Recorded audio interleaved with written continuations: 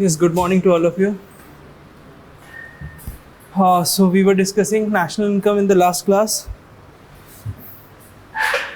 Today we'll carry on that topic, how to calculate national income, what are the methodologies that government is using for that particular sector like primary, secondary and tertiary. Then we'll move on to some aspects of growth and development.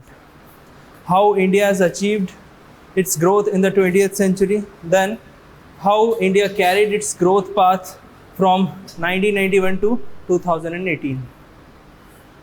After that, we'll discuss, if the time permits, we'll discuss Human Development Index. Okay, that's the main scenario of this class. So, what was the last topic, last line, what we have written in the last class? Nominal GDP.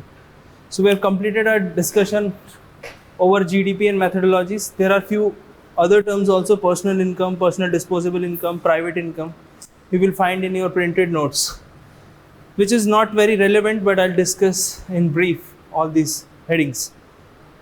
Before that, what we have discussed till yesterday, I hope it is all clear in your mind, because I'll be using all these terms, all these concepts in the next few classes.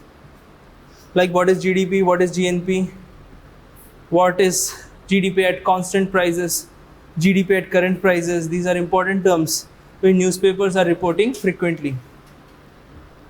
So write the heading, methodologies to calculate GDP.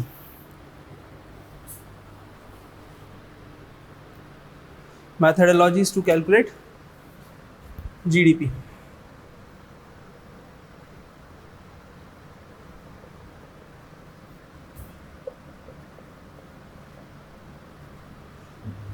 Basically, there are three methods to calculate gross domestic product of every economy, not in particular of our country, but if we are taking example of any other country like US, like China, like Russia, they all carried almost the same path to calculate their gross domestic product. Now, why GDP is important? Because in order to see the international comparison between the economies, that is why we need to align our methodology with other countries also. So yesterday I have discussed that India's base year to calculate GDP is 2011 and 12. Okay. I have already discussed how to select that base year and what is the relevance of that base year. Generally, base year of particular countries like big countries, US or other European Union countries, they are almost same, 2010, 2012, 13, 2011, 12, so that we can compare the same level of consumption, same level of basket of all these countries. So we can say that India's economy is now, we can compare with other developed countries also, because consumption pattern has been changed since 2004 and 5. There are three basic methods to calculate GDP you will find in your 12th class NCERT. Okay. So first of all, we'll discuss all these three methods. Do you have any idea about these methods? First one is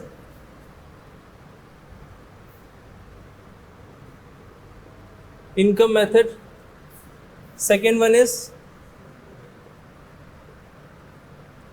value added or production method.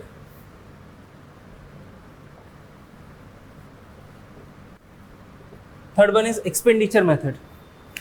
These are the three methodologies. Do you have any idea about these, all these three? Basic idea?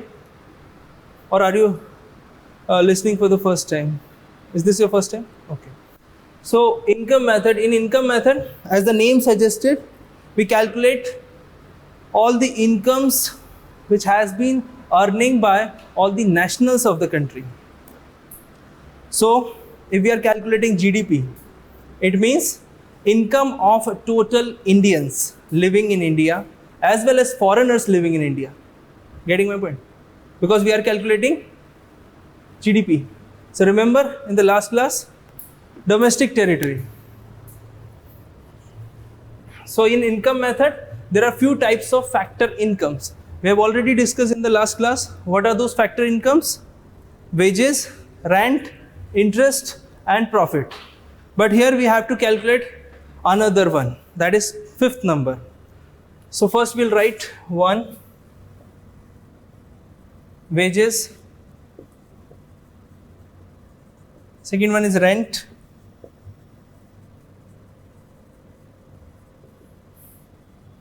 Third one is interest. Fourth one is profit. And the fifth one is any guess? Any idea? Yes? No, not spending. This is income. Income. Spending is here. Expenditure. Fifth one is mixed income of self-employed. So you write mixed income.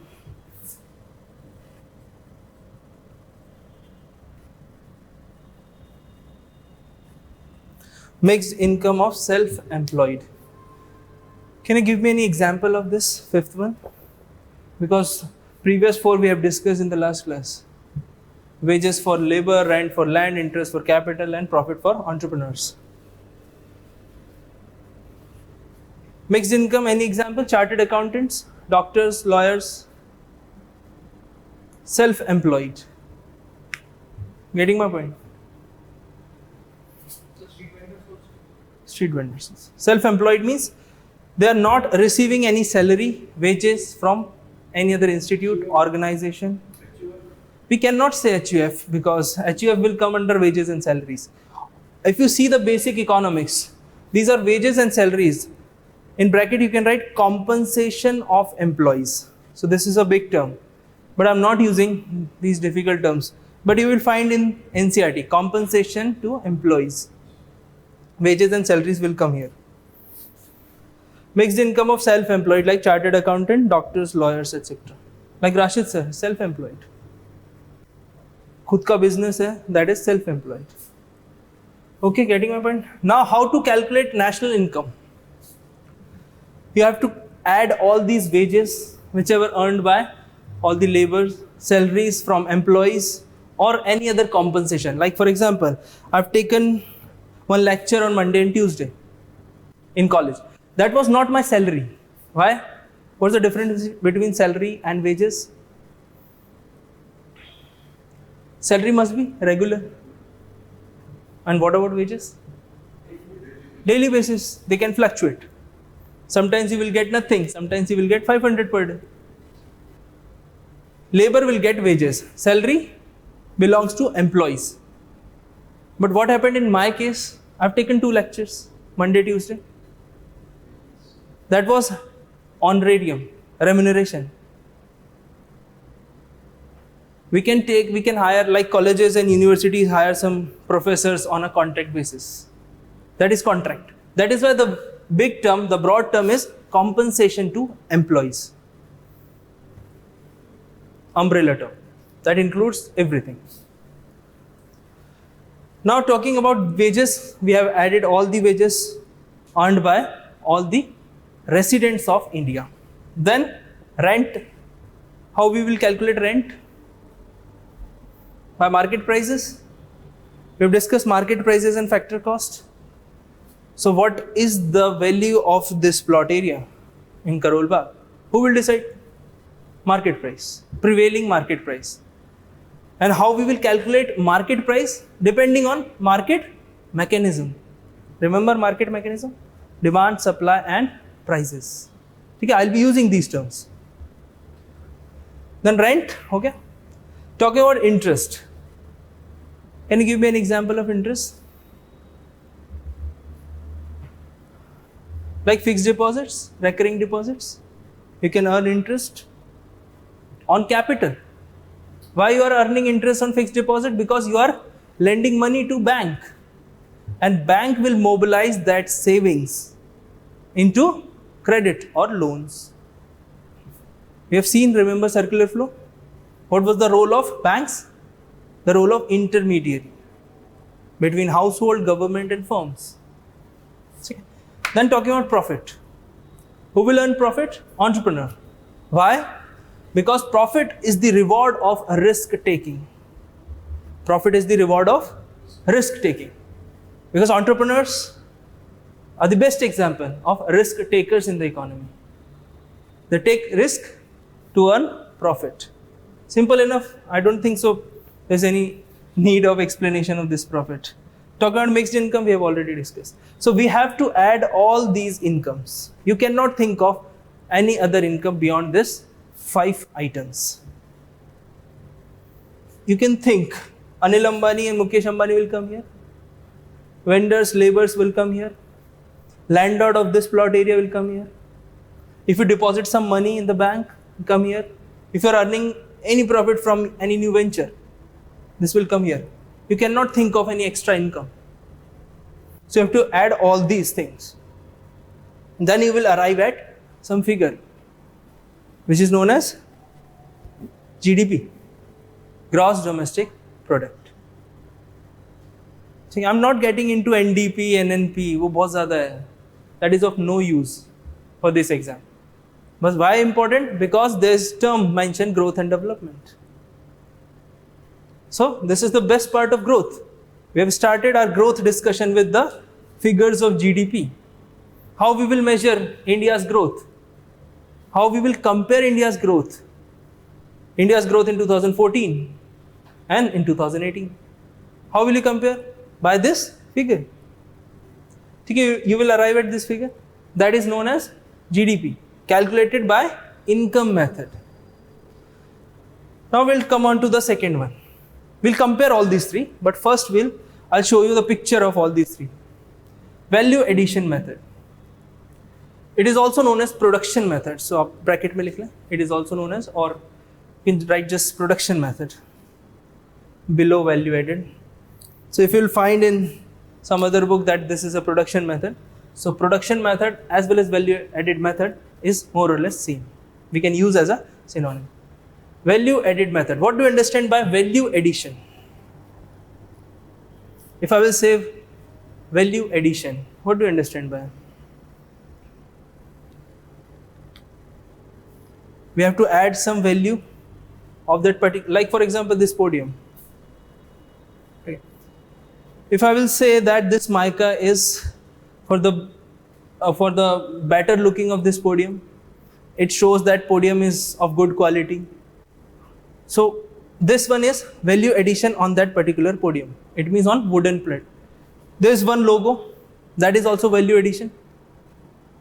Value addition on your car is car accessories. Getting my point? So what is value addition? Extra addition to the value minus cost. So in value addition method, first we identify the particular sectors of the economy. Like for example, in primary sector, we have agriculture, horticulture, fisheries, animal husbandries. Getting my point? Again, same in the secondary sector, we have manufacturing, construction. In services sector, we have banking services, we have public administration. Okay? There are different methodologies of CSO and RBI. So here we will follow the methodology of CSO. Because construction sector, according to Reserve Bank of India, comes under the category of service. Now we will ask why. नहीं भी पूछ रहा तो मैं बताता हूँ. Why? Because according to RBI calculates GDP or predicts the data of GDP from the perspective of finance. So construction sector is the most important sector after agriculture and MSME in providing job, employment. Getting my point? Okay? So here first we have to identify sectors of the economy: primary sector, secondary sector and tertiary sector.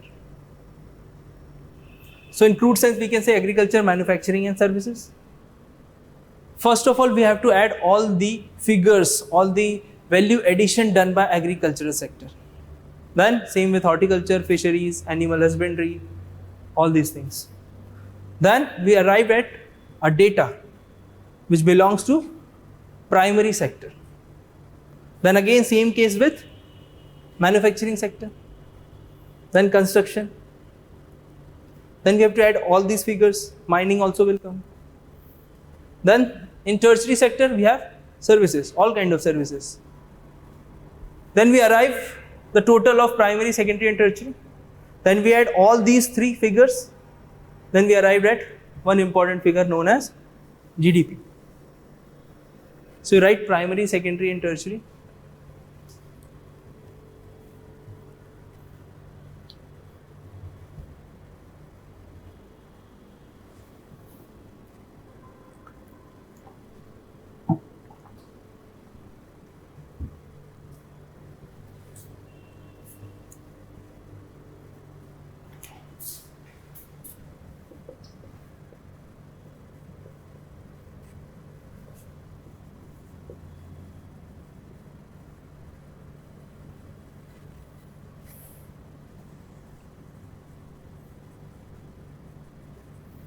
So from now onwards, we'll use as a synonym, primary to agriculture, secondary to manufacturing, and tertiary to services.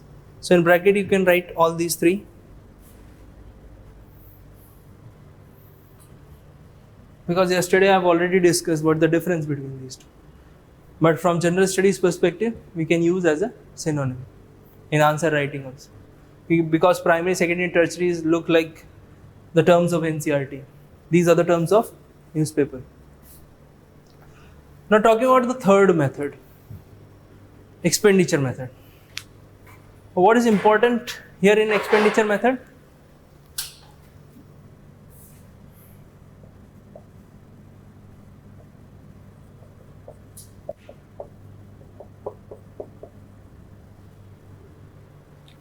When we calculate gross domestic product at market prices, gross domestic product at market prices,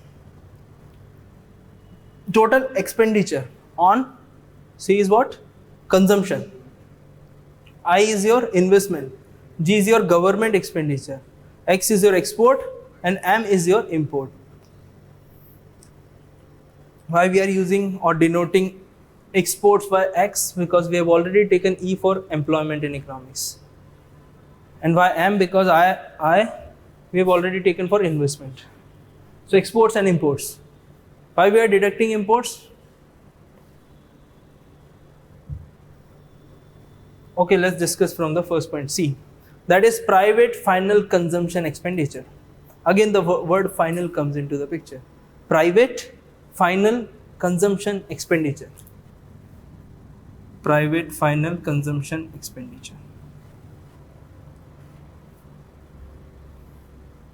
So it means the consumption done by any private sector, private individuals, private firms, etc.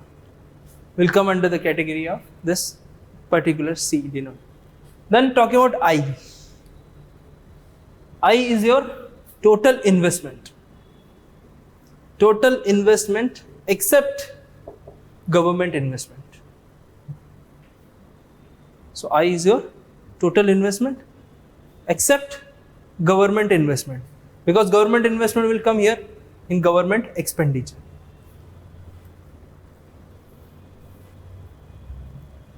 So here you can write government expenditure.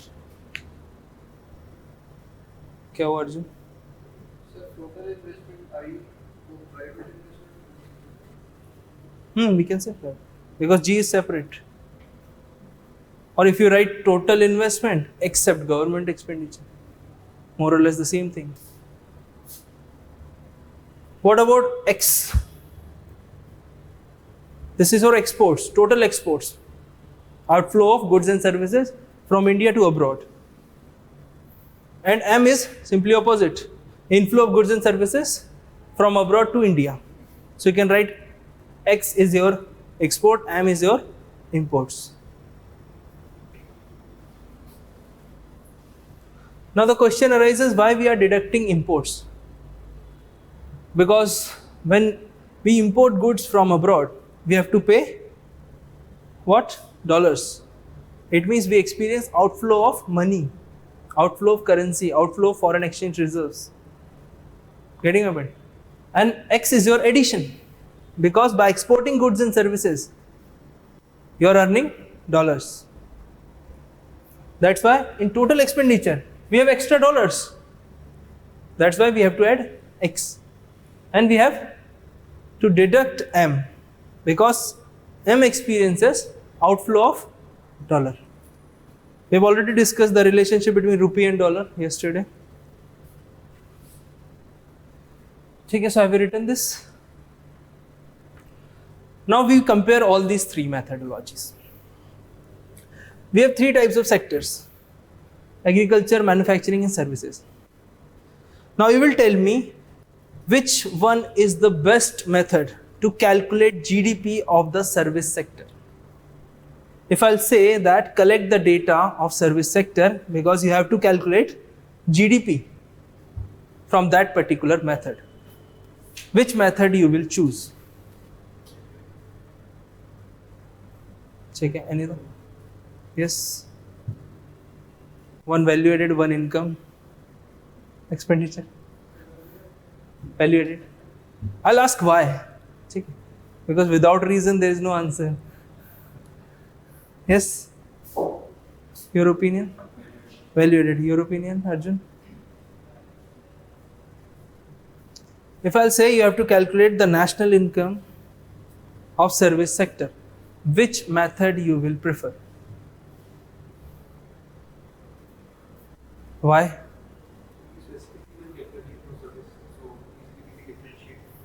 See, how will you justify the value addition of my lecture and any other different teacher lecture? How will you calculate value addition in service sector? Tell me. That's value addition. Any other method? So salary and wages will come under this method. So this is the best method to calculate income from service sector.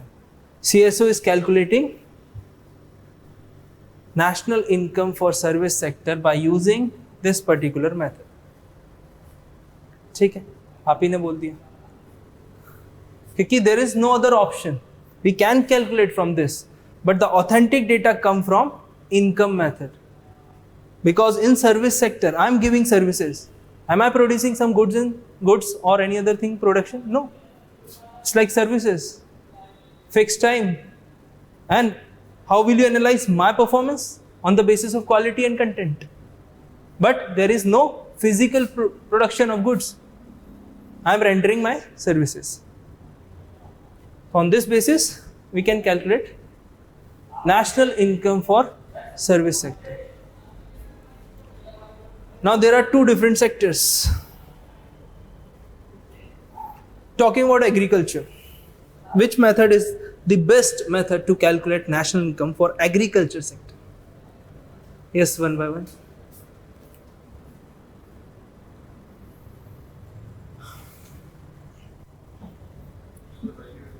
Value addition. I'll ask. Yes.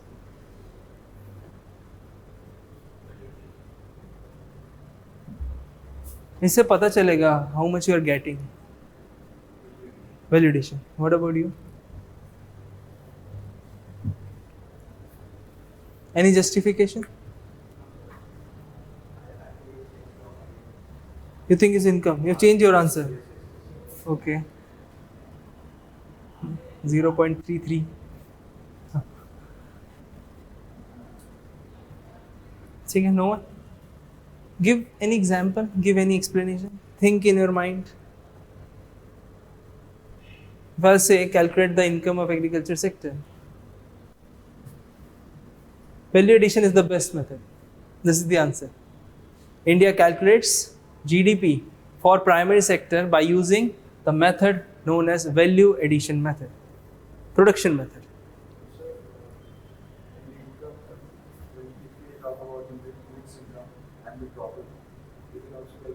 We can also calculate. You are also saying. I'm not saying that you cannot calculate by using any other method. मैं तो बताया ना आपको. You can calculate all these income from all these sector by using this value addition method.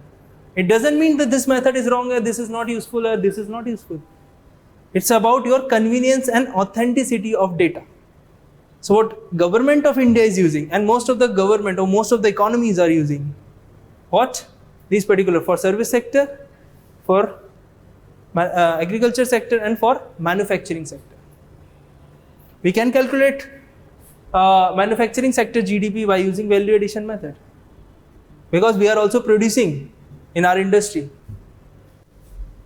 Purchasing managers index, we have heard about in newspapers. If it is more than 50, what does it mean? That industries are growing or not? How it is more reliable? Because it is easy to calculate. How? In value addition, you are producing 100 units of goods. Suppose you are producing 100 units of goods. Okay? 100 chairs you are producing. So it is very easy to calculate per unit price of that particular chair. Then you can multiply by 100. You will arrive at some figure.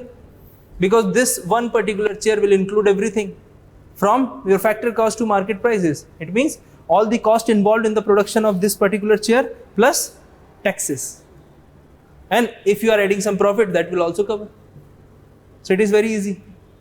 But how you will calculate the production of this particular chair from income method? By income of the factory owner, income of the wages, those who are working in that particular firm. Getting my point? You can calculate by expenditure method. How? This will come under C, private final consumption expenditure. If some person will approach me and say, I want 100 chairs, I'll give 100 chairs to him. Whatever will be the price is the expenditure of that particular individual who is purchasing those 100 chairs. So you can calculate. So I've given one example that you can calculate by using any of these methods. Now in expenditure method, we're generally using for manufacturing sector expenditure method because it is easy to calculate by using the figures given by industries of their total turnover. Getting my point? We can use by using value addition method, but this is relatively easy to calculate. The availability of data by using this expenditure method is more, the authenticity of data. How? Because company shows their balance sheet and they are showing their total turnover. So if they are showing their total turnover, it means we have one more important figure. So just we have to calculate all the total turnover of that particular firms. We have to add that and just calculate that particular industry GDP or country's GDP. ठीक है, done.